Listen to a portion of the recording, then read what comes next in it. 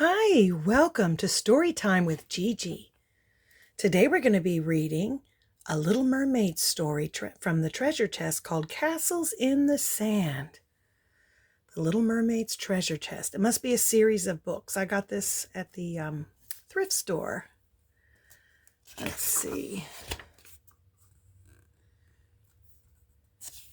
This looks like it was a series for books in the mail. Copyright on this is from 1992, so this is a while ago. Oh, this is nice. It's so beautiful, said Sandy the fish. A real work of art, agreed Sebastian the crab. They were talking about the sandcastle Ariel had been building all morning. It had 6 towers and 12 windows, and there were 2 seahorses standing guard at the gate. Do you really like it? The little mermaid asked shyly. Like it? I love it, Sebastian said, examining the drawbridge. Be careful, Ariel cried out. It's very fragile.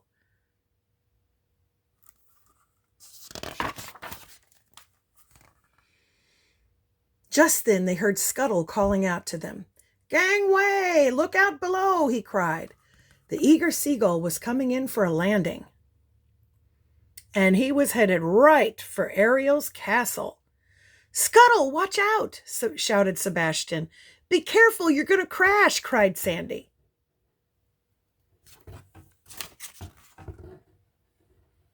They look concerned, don't they?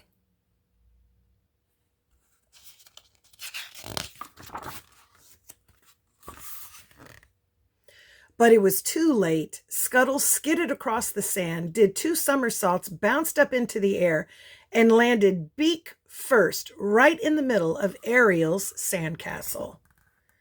Hey, who put a sandcastle on my landing strip? Sputtered Scuttle. What do you mean your landing strip? Ariel cried. I've never seen you land here before. Now look at what you've done to my sandcastle. It's ruined. It's not ruined, the bird replied. I can fix it. Scuttle carefully picked up one of the broken towers, but as he did, his tail smashed into the castle and brought it crumbling down.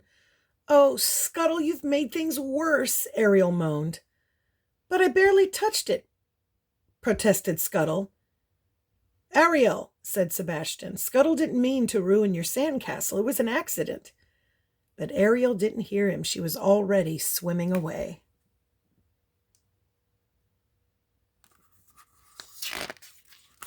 Look, there's the seahorse guards.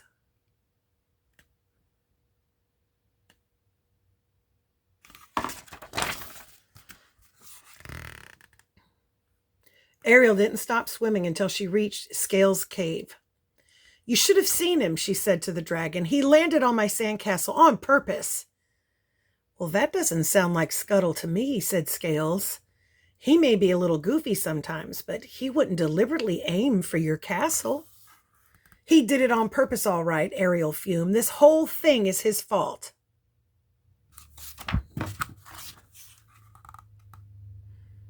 But Scuttle had other ideas.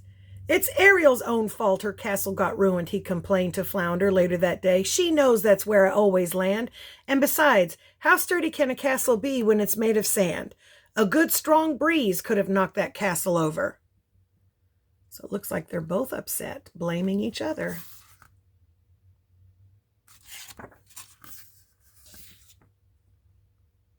Have you ever had an argument like that with someone? The next day, Ariel and Scuttle were still angry with each other. Scales tried to make things better by inviting them both to breakfast, but Ariel refused to eat with Scuttle. I might accidentally put my plate where Scuttle wants to sit, she snapped. Flounder and Sandy thought a game of ring toss would do the trick, but Scuttle didn't want to play because Ariel was there. I might accidentally stand where she wants to throw, he said. It's no use, sighed Scales. We'll never get them to apologize to each other. Let's go see Sebastian, said Sandy. I bet he'll know how to handle this.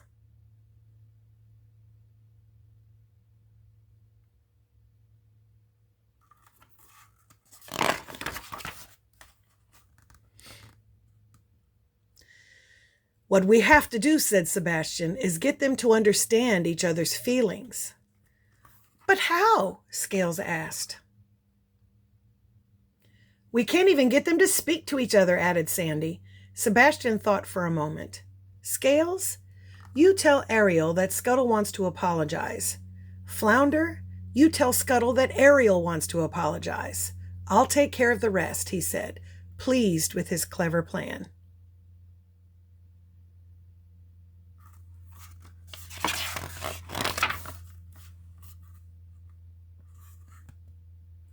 Later, Ariel and Scuttle met Sebastian by the lagoon. Okay, apologize, Ariel said to Scuttle. I thought you were going to apologize, the startled bird replied. Sebastian, you tricked us. As long as we're here, Sebastian said, let's play a little game. Scuttle, you pretend you're Ariel, and Ariel, you pretend you're Scuttle. That way you'll each see how the other one feels. That's silly, Scuttle said. She can't fly. And seagulls are not at all like mermaids, said Ariel. Please, Sebastian pleaded, give it a try.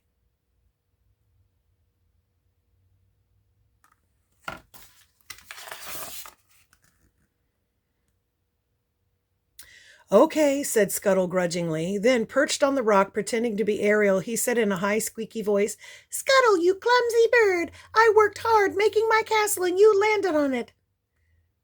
Now you're upset. Suddenly Scuttle stopped. He was beginning to see how Ariel felt. Next, Ariel flapped her arms and pretended to be Scuttle.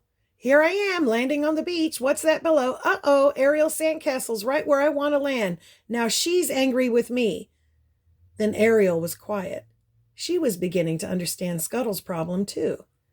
Sebastian's plan was working. You see, he said, friends need to understand each other's feelings.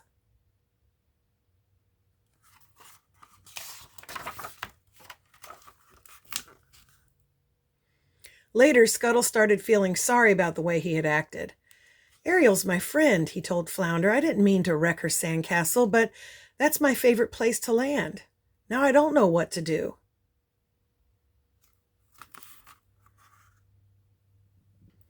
Ariel didn't know what to do either. I'm sorry I built my sandcastle on Scuttle's favorite landing spot, she told Scales, but there's no other place for me to build my sandcastles, and he can land anywhere he wants to. Still, he's such a good friend. I wish we weren't fighting like this.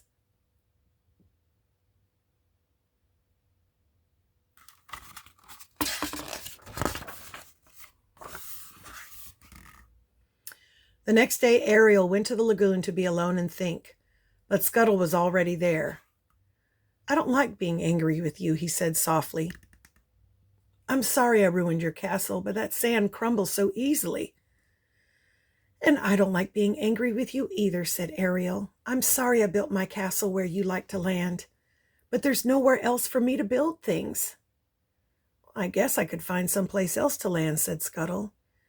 And I guess I could make my castles out of clay instead of sand. Then they'd last longer, Ariel replied. But I'm a mermaid. How am I supposed to get clay from a faraway valley?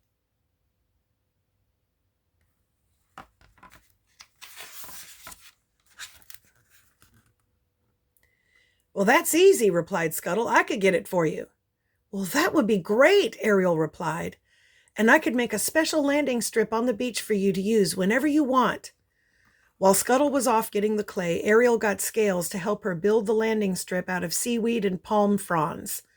Wow, this is the best landing strip I've ever seen, Scuttle called out as he came back with Ariel's clay. I have another surprise for you too, Ariel said mysteriously.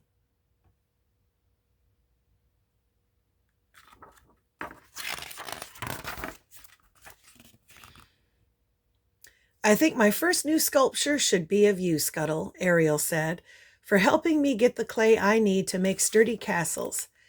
As she put the finishing touches on the statue, Sebastian and Scales came by.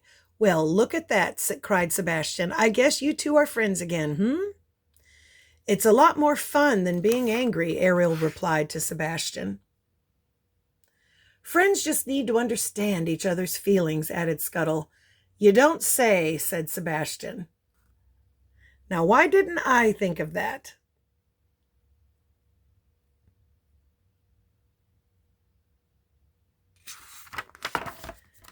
And that's our story. I hope you liked it. Make sure you like and subscribe and share with your friends. Bye until next time.